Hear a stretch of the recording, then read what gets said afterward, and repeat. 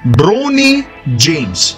Trending nga po mga kawan stories ang anak ngayon ni Lebron matapos ang kanyang pro day sa Lakers facility. Dito nga po mga kawan stories may mga bigating pangalan ang nanood sa kanyang ginawang drills at practice na andyan sina Lebron, Anthony Davis at Zach LaVine na pare-parehong clutch client. Naipamalas nga dito ni Bronny ang kanyang 3-point ability, dunks at ilang mga ball handling skills na for sure may ilang mga NBA scouts ang nakapansin na kahit man medyo undersized ito sa kanyang posisyon. Kaya naman ang tanong ngayon, pagkakataon na nga ba ito ni Bronny James na makapasok sa NBA?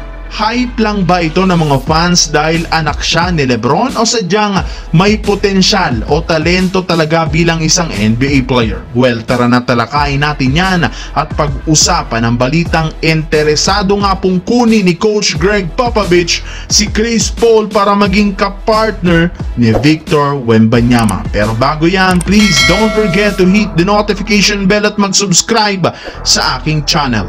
Personal nga pong kinausap mga kawan stories ng General Manager ng Lakers na si Rob Pelinka si Bronny James noong nakaraang araw at ayon nga sa pag-uusap ng dalawa, kukunin nga daw nila si Bronny gamit ang kanilang 55th overall pick pero mukhang malabo na nga yung umabot pa sa ganyang kalayong draft dahil usap-usapan na rin naman ngayon si Bronny ng ilang mga NBA teams. As of today, meron nga pong 3 team ang nalilink na sa kanya. Ito nga ay ang San Antonio Spurs, Los Angeles Lakers at ang Utah Jazz. Dagdag pa nga dyan, hindi rin naman nga kukunin ng Lakers si Bronny bilang first rounder dahil malaki ang chance ang gamitin itong trade asset ng Lakers para sa isang superstar. Pero dito muna tayo sa naging practice nito at ang ginawang nagpapasikat na si Bronny sa naganap na pro day sa facility ng Lakers.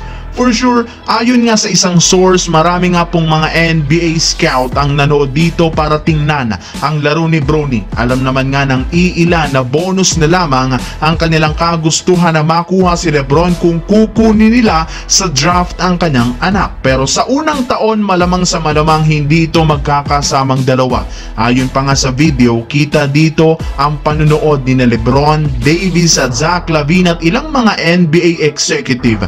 Ginanap nga po mga kawan stories ang pro day para makakuha pa ang ilang mga draft aspirants ng malaking atensyon sa mga NBA teams pagkatapos ng draft combine. Pinakita nga dito ni Bronny ang kanyang skills sa 3-point shot at ilang mga move sa paints at sa perimeter. Kapansin-pansin nga dito ang shooting ni Bronny na kahit si Davis napapaka nga sa bawat tira nitong pumapasok. Sa ngayon, masasabi nating meron tong abilidad na maging NBA player. Samantala mga kawan stories, dito naman sa balitang interesado si Coach Greg Popovich na kunin si Chris Paul. Nito nga pong mga nakarang araw matunog ang pangalan ngayon ni CP3. Bakit? Ito nga matapos banggitin ng isang NBA insider na malaki ang tsansang tanggihan ng Golden State Warriors ang team option nito. Almost 30 million mga kawan stories ang makukuha nito sa Warriors kapag kinuha nila ang kontrata niya. Ibig sabihin napakalaki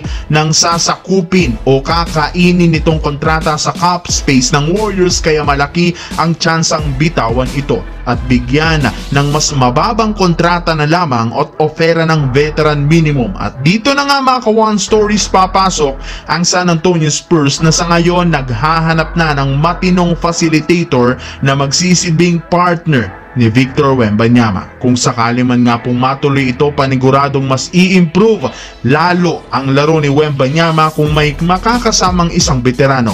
Kilala rin naman natin kung sino man ang team na nakakakuha kay CP3 may tsansa at nakakapasok sa postseason maliban na lamang last year na Golden State Warriors.